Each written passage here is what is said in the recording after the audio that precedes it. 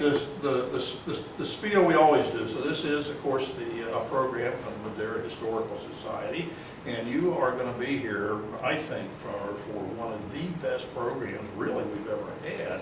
Unfortunately, we changed it from something to this, but this becomes one of the best we've ever had. And you've got Mr. Wallner here, Todd Wallner. You could not have anybody, of course you already know because he worked on a piece of furniture for you, but there is nobody more knowledgeable about the profession that he's in. And he's brought things that you're going to see today that that people would just die for to see and hear about. So with all that, Jesse back in the back is here from the library, and of course this program is a program of the collectively of the library and the Madeira Historical Society. So thank you for being here. Todd, I turn this over to you. Thank you. Yeah, thank you, Doug, for inviting me here today. I'm Todd Wallner. I'm a conservator of antiques and fine furniture. I've been in business now in the trade for 42 years. And the subject of antique furniture and restoration is a rather diverse process. It would take a considerable amount of time to go into, but I'm going to touch on some things here just briefly. And I thought it might be interesting if I concentrated on three furniture makers from the period of 1840 to 1910. And I brought some things in that were made by those furniture makers, and I thought it would be interesting that you could have a hands-on look at what has been constructed in Cincinnati. And you know, with that said, let me try to kind of set the stage a little bit, and I'm going to use my cheat notes a little bit if you don't mind. Perhaps the first large-scale manufacturing of furniture was connected to the steamboat trade. The first steamboat plied the Ohio River around 1814. And what developed in Cincinnati was a town that was called Fulton, which extended from the Cincinnati limits where Smale Park is today, approximately 2.5 miles up the Ohio River.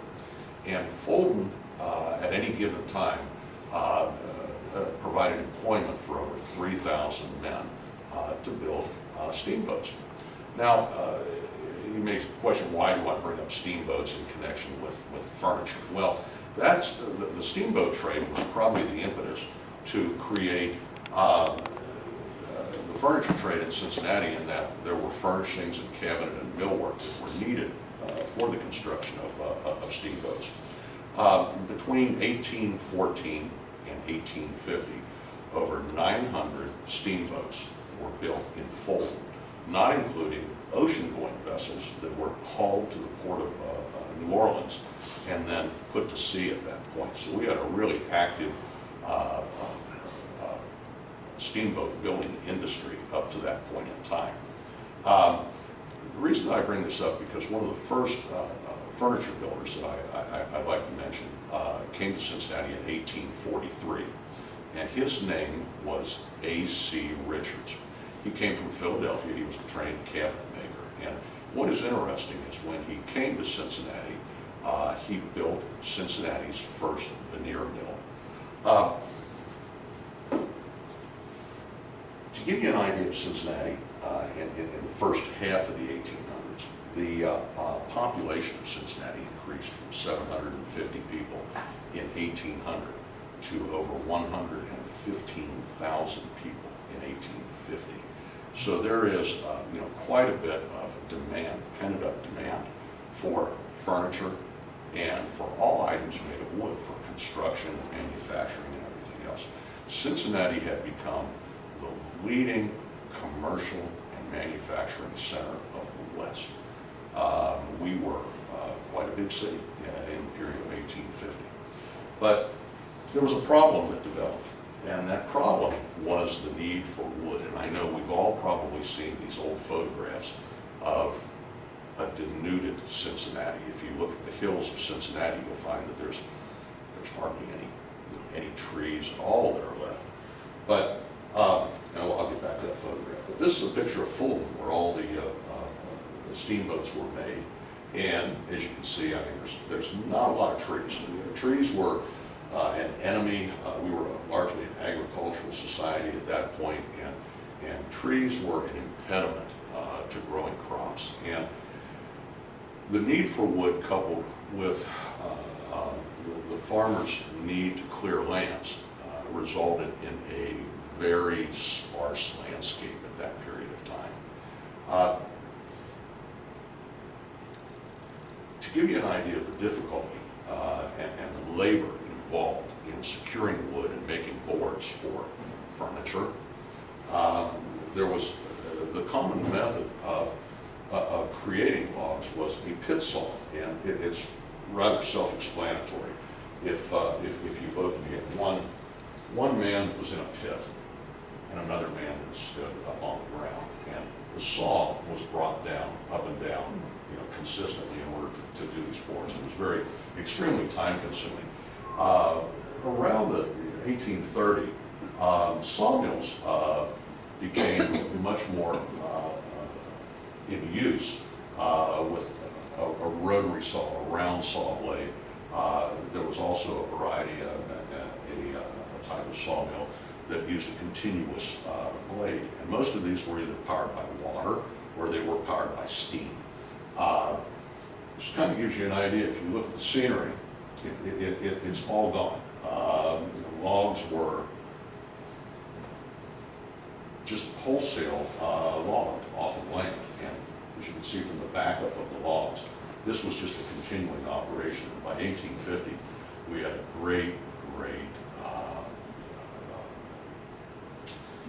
inability to obtain good quality furniture logs. And so when A.C. Richards came and he built the first sawmill in 1843, those of you that are not familiar with veneer, I brought some veneer, and cabinet makers at that time really prized some of the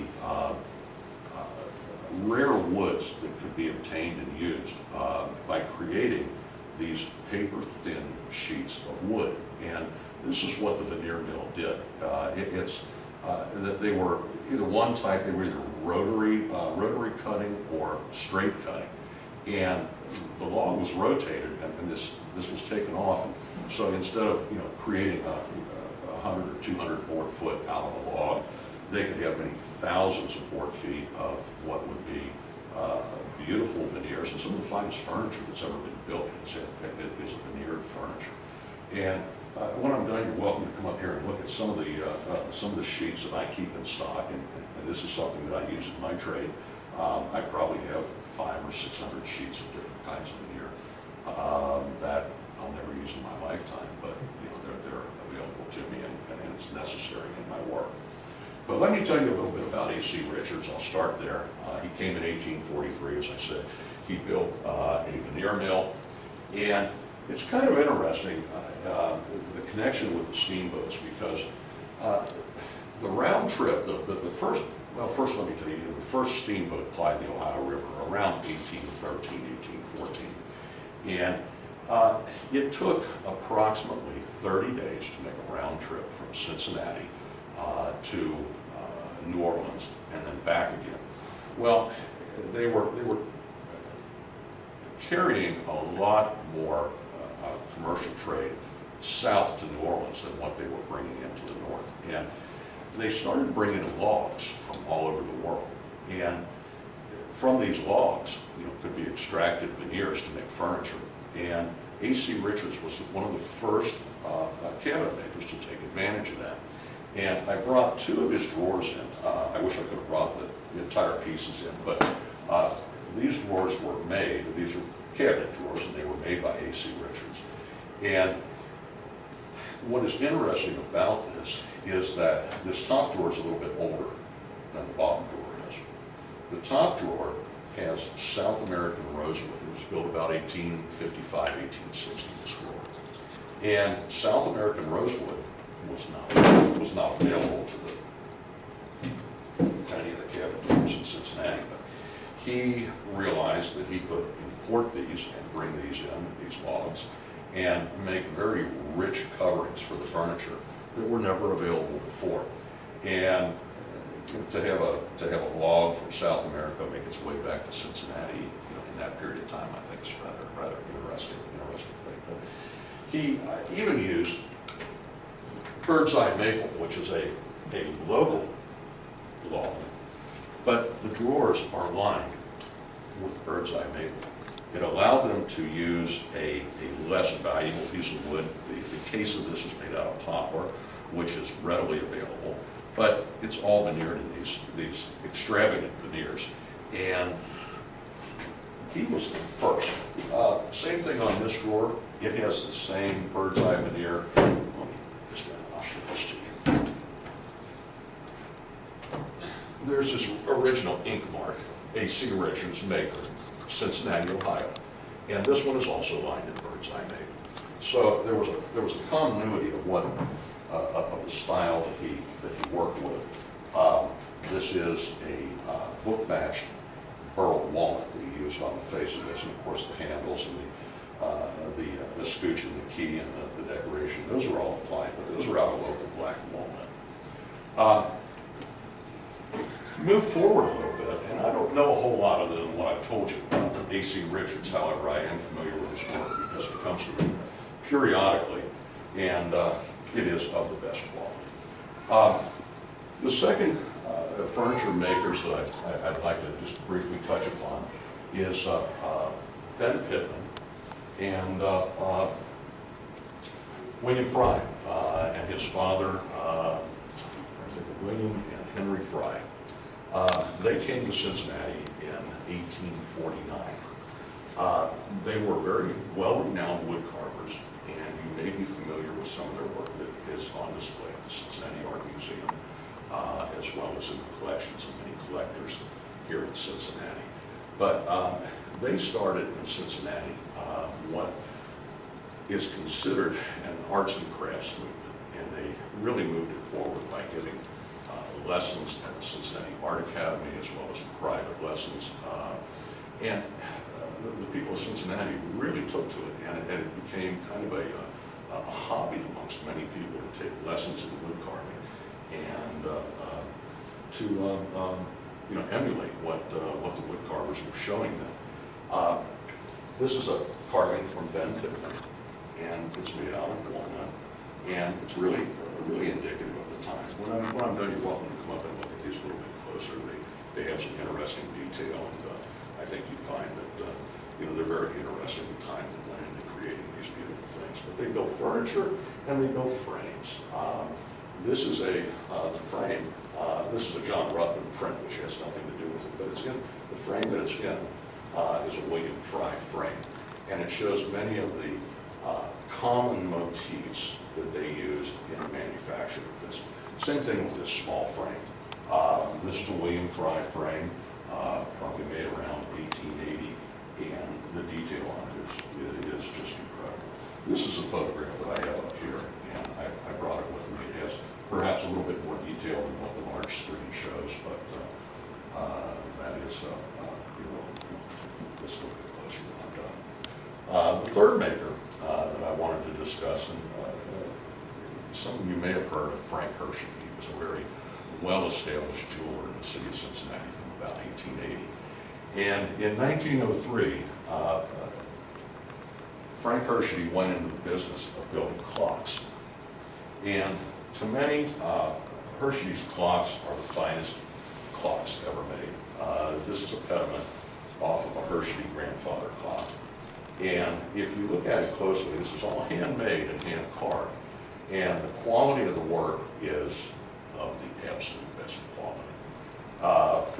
When we went into business in 1903, the period from 1903 to 1910, Frank Hershey did not have any source for the movements for grandfather clocks, so we reached out to a clockmaker in London by the name of J.J. Elliott. Elliott's movements are well known amongst clock collectors as being the finest timepieces ever made in that period. They are accurate to the point. It's generally it's a 7 or 8 day movement that has to be rewound about every 7 or 8 days. The accuracy of those timepieces are down to a second a week anyways. It's extremely precise. I wish I could have brought one of the timepieces with the actual works with you, however I could not. They were all cut by hand over the years, and many times the faces of these clocks were chased like a piece of jewelry. They are gold plated and they are hand chased, and they are truly works of art. And I believe down at the Art Museum, I believe there's one on display down there that has the original works in it, if you'd like to see that. But the interesting thing about it is the quality of these clocks were so great that on average, it cost more than a year's wages to purchase one of these clocks at that time. Today, they're worth anywhere, these Hershey clocks from that period are worth anywhere from $50,000 to $100,000, and possibly a little bit more for some of the other models that they made. But please come up and take a look at this if you have a chance, and just the workmanship is incredible on these. And with that, I have some veneers I'd like to share with you from my earlier discussion about A.C. Richards. Please look at some of the veneers that I brought with me. They're from around the world. They're certainly beautiful things, but I'd like to go on and perhaps show you some of the projects that I've done over the years and hope you find that they may be of interest to you. This is a pier mirror from around 1810. Many homes of the period, and this was a rather tall piece, it's probably 9 to 10 foot tall, and many homes, wealthier homes, were built with very high ceilings, and this was an accoutrement that was very popular at that time. This is a picture of it when it has been completed. To give you an idea, the base of it, you're looking at the base, and the gray areas, those are all areas that were missing from the piece. And we cast with latex molds the replacement parts and then blended them in, and finished by gilding the piece. This is gold leaf that was then applied over all of it. And it's just a typical project of what I'm usually involved with. Hey, Todd? Yes. I'm sorry. That replacement part? Go ahead, please. Is that replacement part, is that wood or is that what? Is that a plastic? It's plaster over wood. Plaster over wood. Plaster over wood. Okay, yes. got it. Yeah. Here we go. This is a Thomas Chippendale corner cabinet. This was something that I see all too often. This is the pediment, the top piece on it, and it was damaged in transit. It's rather unfortunate. This piece survived from 1750 until now, and because of the carelessness of someone that transported it, they broke the pediment off of it. And there's a picture of it back together again. But again, this is a very, very, very valuable piece, and it's unfortunate that it happened. But I'm usually the one that's called upon to make it right, and I'll do the best I can. This is a boule piece from France. This is around 1780.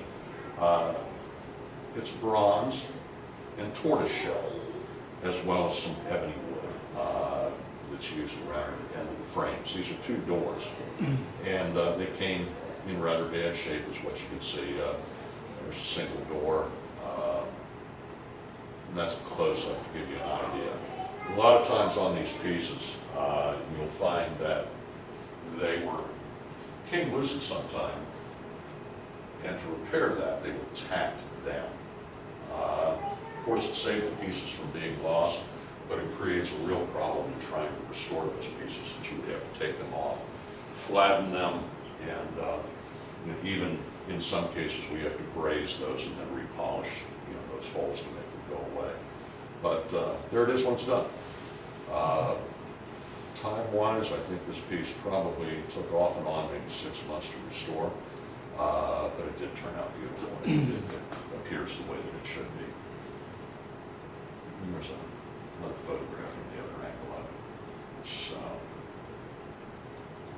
That's a piece from Pennsylvania, and I brought it because it's probably, I brought this photograph and included it because it's probably one of the prettiest examples of figured cherry that I've ever seen.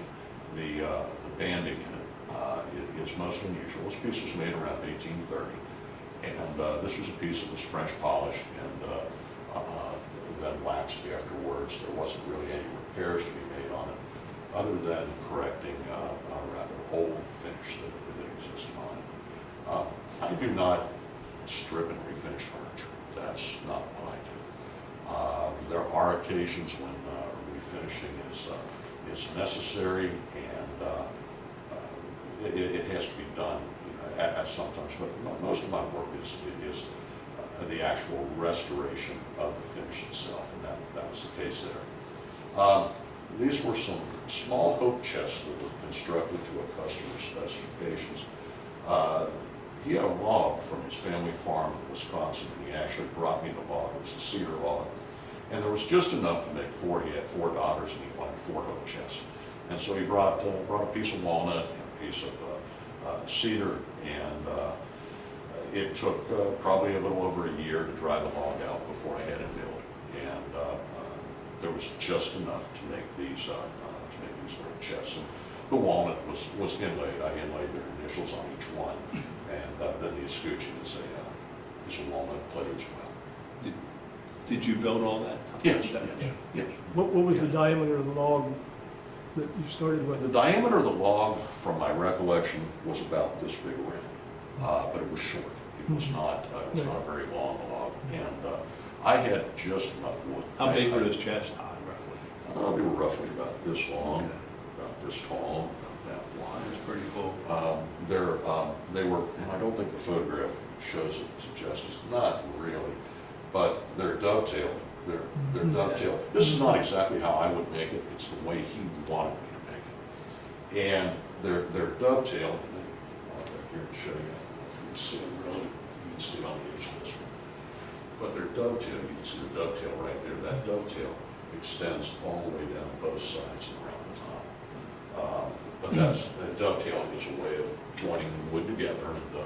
And you can see the dovetailing on this A.C. Richards piece. Even though he was using a mechanical process to make veneer, he was still cutting all of these joints, these dovetails, by hand. And they're extremely delicate dovetails. When you have a chance, you can take a look at them. These are pieces that are in process. They're not in real good shape, but it just happened that I had these available, and I thought, what a great place to start out. The earliest cabinet maker that I know about in Cincinnati. So. This client, well, he wanted that dovetail then. Yes, that's just the way that he wanted it. Yeah. And that's a hall tree. Again, that was just a restoration. That piece is probably from about the 1870s, 1880s. There's a harp that I restored. The harp was from 1830. It was primarily out of maple. It had ebony, I'm not sure what exactly you would call that piece of musical instrument, but it was polished and regilded. Was not strung at this point in time. But I've worked on a number of musical instruments over the years, and some of them are as beautiful as any furniture that you might see. They're just beautiful instruments. And, I admire the people that actually constructed these. And that's this is a piece of what's referred to as the Dutch marquetry. It's beautiful, it's elaborate, but it's really rather common. And a lot of times the problems that we have on these is that back when this was made, the process of kiln drying, whereas logs and boards are put in a kiln and they're cooked more or less to remove all the moisture out of the log to keep the boards from wavering or checking or bowing. And the ideal moisture level of a board is probably around 12–14%. And so the largest kiln drying mills that we have in the United States today are in New Orleans, probably because the Port of New Orleans brings an awful lot of wood through there. And I know that our own Paxton Lumber down here, that's where their main kilns are, that they dry wood. And I can testify that their wood is perfect. It's it's the highest quality of wood that you can obtain anywhere. How fortunate I am that I only have to go a block or two to find virtually anything that I need. So I'm very, very fortunate in that respect. This is a Victorian piece, probably again made about 1875, I would guess. It is a Cincinnati piece. I would imagine that whoever made this, because it was not signed, I imagine that they may have been a student of Friar Pitt, because many of the, if you notice the shell detail at the corners there, the small frame that I brought today has those same exact elements right here. So I think that, you know, design and execution was probably copied during that arts and crafts movement that came to Cincinnati. And again, you know, it's about 1875, 1880, somewhere around there, right in that same period. Tom, what kind of wood was that? That was walnut, I believe. So is that like a veneer? No, that is solid. Solid. That is solid, yes. That's veneer. That is all veneer, this piece. This is, you know, rather typical. You can see the book matching on the top. And book matching is kind of a neat process. I'll show you that real quick. Like some of the veneers that I brought. I was showing this to Doug a little bit earlier. One of these might be a little bit clearer than the other to see. This is redwood veneer, and it's from the stump of a redwood tree, an American California redwood. This is, I think it's maybe, no, it's an oak. That's an oak burl, but both of these are what they call book matched. And if you look at this, this half is a mirror image of this half, and this half is a mirror image of this half. And you can see the execution of that on the top of this. And how that's done is when the veneer is cut off the log, it's kept in order. And this piece that I brought, these are sealed, and I can't open them because they're sealed for a purpose. But this is not sealed. This is a piece of olive wood burl. And how it was when it was taken off the log, they're always numbered. This is the back side of the burl, and the other side is the working side. But they were always numbered sequentially, so this book matching could be accomplished. And basically, it's just turning it. That's it, turning it up and down, and then piecing it together. So that's how that technique was done. That's a good example of the top of that. This was a project that was brought to me, and this is the top of an armoire. And armoires were built rather tall in the 1870s, 1860s, which is where this comes from. And in later years, they were too tall to go into a lot of homes that were built. And so what someone did is they cut the top of it off. And of course, that piece is lost, but many years later, I had a client come to me and say, you know, can you reproduce the rest of the top for it? And you can see I extrapolated what it would be and blended it in. And there's the top of the armoire that's restored to the height that it was originally. There's a French clock that I restored. This is a reproduction French clock. It's what's called a centennial. It was probably done 100 years after the original was made. This was a style and taste that people wanted replicated, and there was a market for it. So furniture makers harkened back to 100 years earlier and copied designs that were originally used. There's a close-up of it, a little bit closer. Again, that was all gilded. A lot of gilding on that clock. It's a statue that was brought to me. It's life-size. Suffered an accident. One of the parishioners' children climbed on the back of Jesus and rode him over during Sunday service. Speaks for itself. It was very, very badly damaged. I may have a picture of the back. The back was damaged as well, but you know, mostly the hands turned to powder. Very bad fracture down the right arm. Just a close-up of it. And I reproduced what was missing. it's turned out very nice. Is that one that you did? Yes, ma'am. Yes, all of this is my Where is that now, do you know? I do not know. I do not know where it is now. Hey Todd, what was that, you say, what was that done in plaster? That's plaster. Was most of that freehand? I mean, when you had to fill all that in, was that all kind of freehand, we able to do a mold?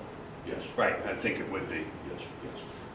It wasn't appropriate to cast a mold for that. Right, right. It would just be Right. it just wouldn't. No, I know, yeah, right, it right, just wouldn't work. right. But, yeah, it came out good, and it was a project I'm rather proud of.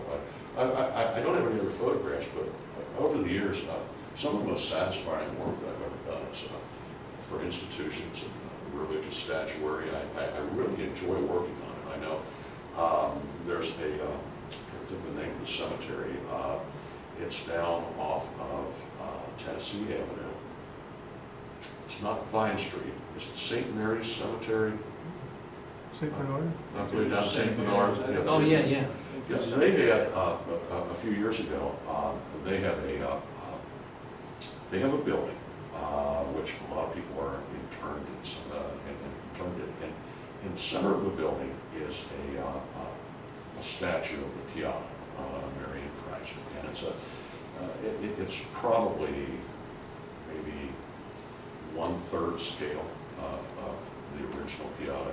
And they had a break-in, and it's a beautiful building, and it's secure, but somehow somebody got in, and there's he showed me the security camera taping of this intrusion, and a man walks past the Piata, turns around and looks at it, and shoves it off the plinth that it's on.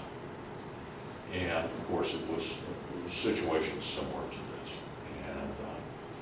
And it's just a shame when these things get vandalized. There's so much vandalism in cemeteries and religious institutions. It's just, I find it very sad. But I was able to restore the Piata, and it is in place down there in the cemetery now. I know you can go down there and look at it. But statuaries and monuments are very satisfying work to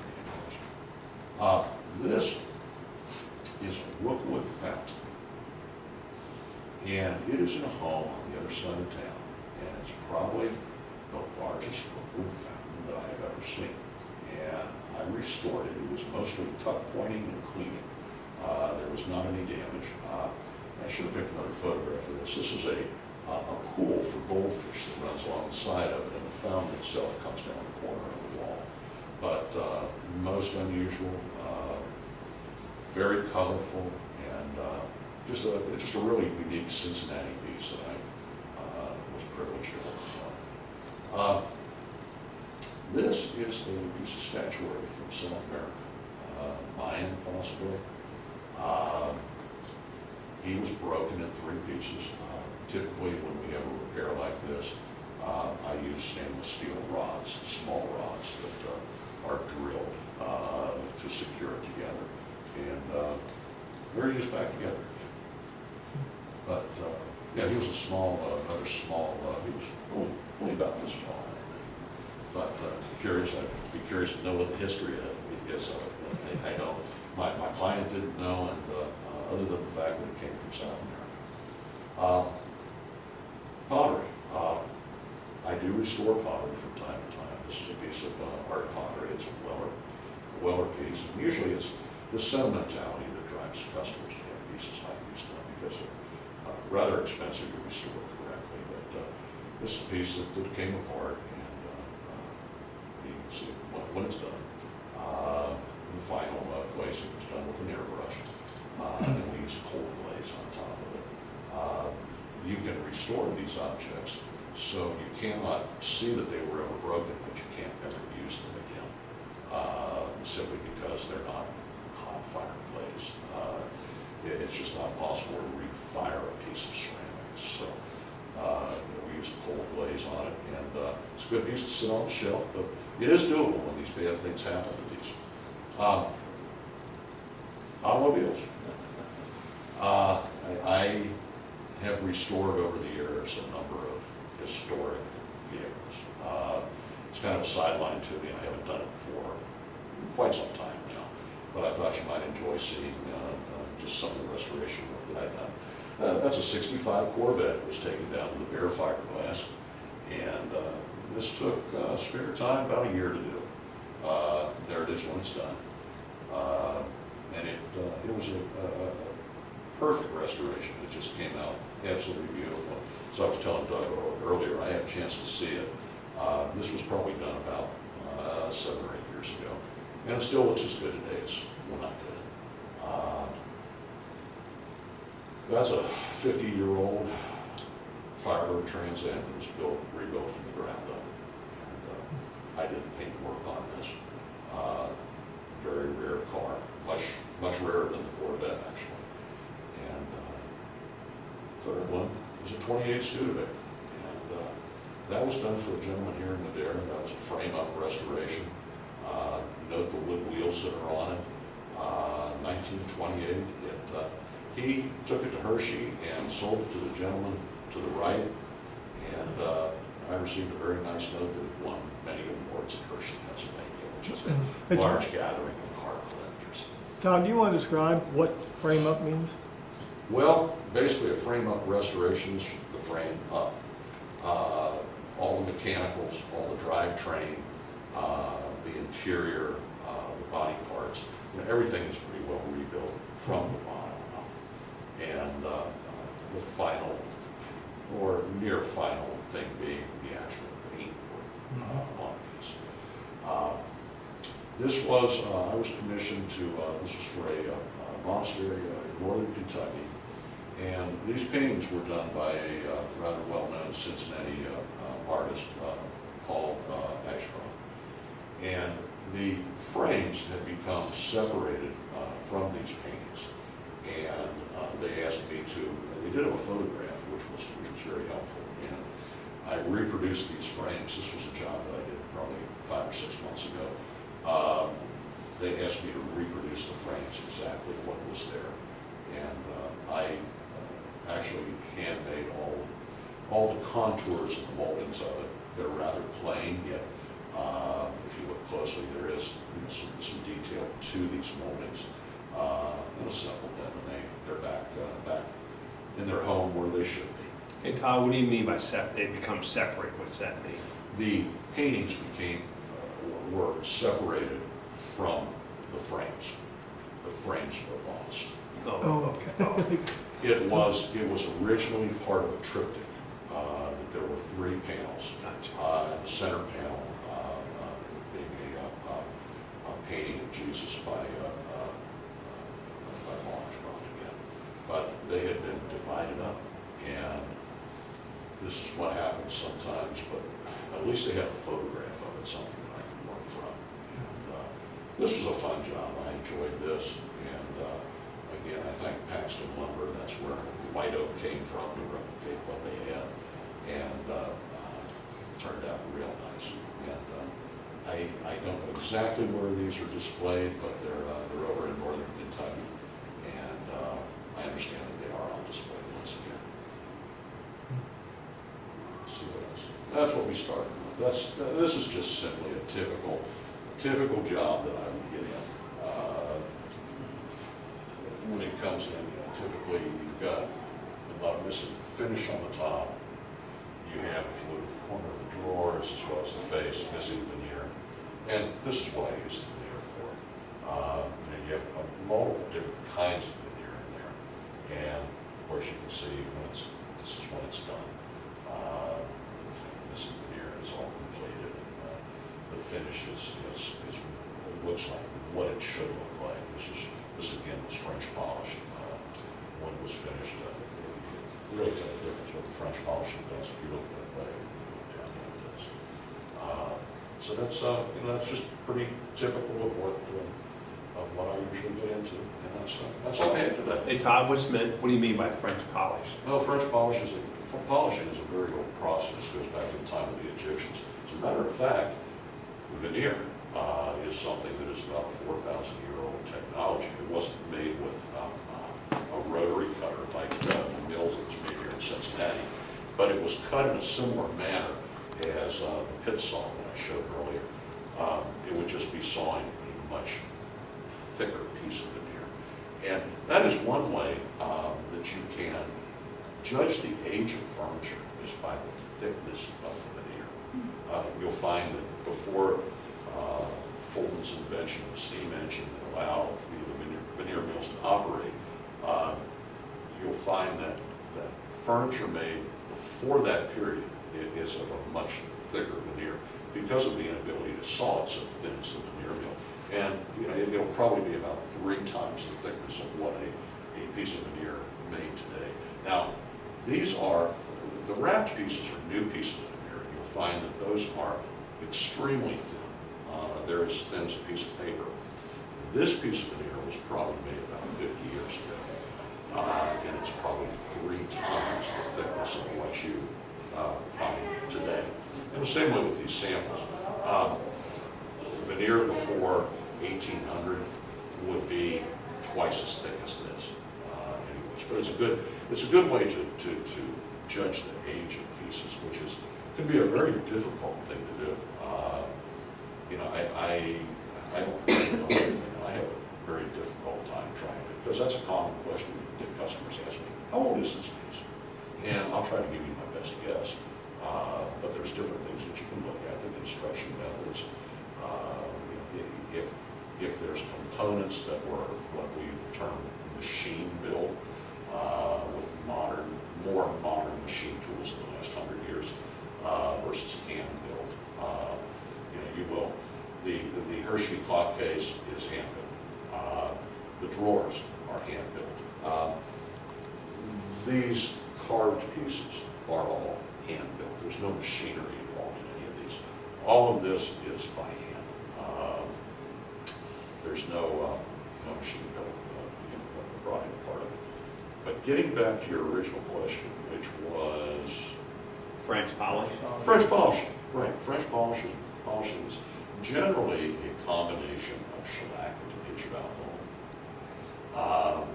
I do not make my own. I buy it pre-made, and so there's going to be some proprietary solvents that are involved in that. There's a lot of different manufacturers, not a lot of different manufacturers, but there's different types of it that provide a different color, and a lot of antiques require more amber coloring. Some of it is crystal clear, but it's an extremely old process to build up minute layers of finish at a time. And the nice thing about French polishing is a lot of times we use ground pigments as color, and they can be applied if you're trying to disguise something or blend something in. That we can use these ground powders. They're very finely ground pigments that can be mixed in and utilized along with that. They just blend those in very carefully, and depending on what you need. But again, it's a very, very old process. But I like doing it. I always have, and many times it'll save a piece of furniture. Someone else would look at it and say, "You need to strip this and refinish this." And that's not what I do. There's plenty of people that will strip refinish furniture for me, and I really feel that my job is not only enjoyable to me, but I'm a caretaker of objects for many generations to come. And we talked about this a little bit earlier, is that a lot of times materials come and go, their availability, but the old products are always available. And everything that I do, I try to look forward, because I see the difficulties that I get into from things that have been done to furniture, the way they've been prepared, or the way that they've been finished, that cause great difficulty for me to correct. And I think that it's important as we look forward for these things that we want to preserve, that they be reversible. What I do can be reversed at some point in time. And we try to keep to that. Occasionally there are things we have to repair that require methods that aren't necessarily reversible, but that's rare. And I'll give you an idea of that. A lot of times you'll have a piece of furniture that's loose. The traditional glue which again is a multi-thousand-year-old type of glue, is hide glue. And hide glue is exactly what it is. It's made from the hides of usually rabbits, but horses, you know, the old saying about the horse went to the glue factory. Well, that's the truth. You know, there's glue that's made from that. And if you've never seen hide glue, it's a beautiful amber-colored, light amber-colored glue. Takes forever to dry.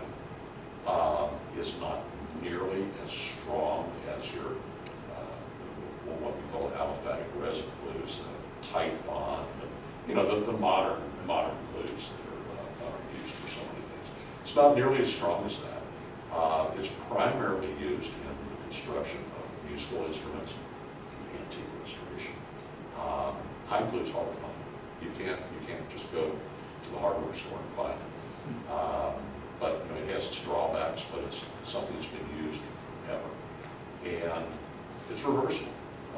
You know, at any point in time that you want to remove that glue, and that is one of the, when repairing anything that has been glued together, and that's, you know, the joints of furniture. You know, if I were to take this drawer apart, it's dovetailed down the side panel comes out.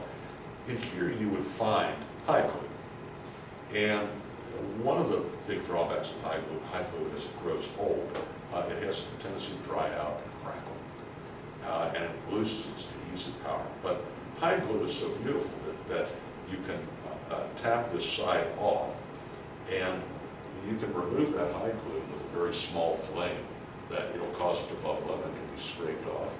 And you don't even have to remove 100% of it. If you get 90% of the glue off, the hide glue will react with the glue that's already on there and blend into it. So, you know, that's one of the ways that we try to be forward-looking and restore things in the manner that they were built, if that's adequate, and you know, look forward to another generation. This is not IKEA furniture. This is not it. So, Are you teaching your craft to anybody else? no, I'm not. I have had people work for me that will stay for 2 or 3 years. You have to be artistically inclined in order to do this. You have to love what you do. And it's not something that a lot of people take a great interest in. It took me a long time to learn my trade. And, you know, I've gone out in the world and I've educated myself quite a bit after that. I have no one following after me. And it's something that truly does, now I'm glad you asked that, because it's something that is on my mind periodically, and I'll tell you why. It's just like I said, you know, I probably have 500 or 600 sheets of this veneer, and I have more than I'll ever use in a lifetime. I have thousands of board foot of wood, of every kind of wood imaginable. And all these things come into use at some point in time, but you know, I'll never use these things in a lifetime. A lot of people would look at, you know, my wood and my veneers, and they would say, throw this out. And you can't acquire what I have that I use in my trade. And I'm worried about that at my age. I've been doing this for 42 years almost. And there's going to be a point in time when I'm not going to be able to, or something's going to happen to me. And I worry about what's going to happen to what I have. And you know, it's not just the wood alone. Working on antiques, a lot of times, to give you an example, I'll have a chest of drawers that comes in, and it's, you know, it's got 6 handles on it, and one of them is gone. And you can have metal reproduced, but the cost of doing it is usually 3 or 4 times what I can replace with reproduction hardware. So a lot of customers want that. Just put new handles on it. So I've got 6 handles, or I should say there should be 6 handles. I'm left with 5 handles. Those 5 handles go into a box. And I can't tell you how many times that as the days go on, the years go on, I'll have a piece that comes in and it's missing something. I can go into that box and I can find what I'm looking for and not have to replace all of it. I can find an original piece of hardware. You know, again, I've got an awful lot of it's really beautiful hardware, but it's 1s and 2s and 3s and 5s and odd numbers, of hardware. But again, for someone in my trade, it's invaluable. There's other hardware as well. Square nails. A lot of times, if a square nail needs to be extracted for some reason, I'll save that square nail. I'll save that old hardware. If I can see of any use in the future for it, I'll try to hang on to it. And wood is, especially, wood is extremely difficult. Rare woods are extremely difficult to come by today. If you look at what's happened to the rainforest in South America, just the picture that I had on before on the sawmill. I mean, this is what's happened to our wood here. If you go to the Great Smoky Mountains today, the wonderful forests that you see are actually third and fourth growth forest. This is what happened in the Great Smokies. They were just completely, the landscape was completely denuded. I don't know what was going on in people's minds when they were doing this. I guess it was just driven by profit. It's the only thing I can think of. But, stands of timber are very rare now. They're practically non-existent. And where you do have stands of wood, again, those are the third or fourth generations that have been cut down once or twice already before. And the old growth lumber that was here when we came, there were trees that it was very common to see a tree that was 500 or 600 years old. And that kind of wood does not grow today because trees are harvested before they ever reach a fraction of that age. And old trees like that have the quality of being extremely tight. For growing that long, the rings and the layers of the tree, they were of a much higher quality than anything that is around today. You go down south or go up in Pennsylvania and you see the stands of pines. Again, these are small trees that are being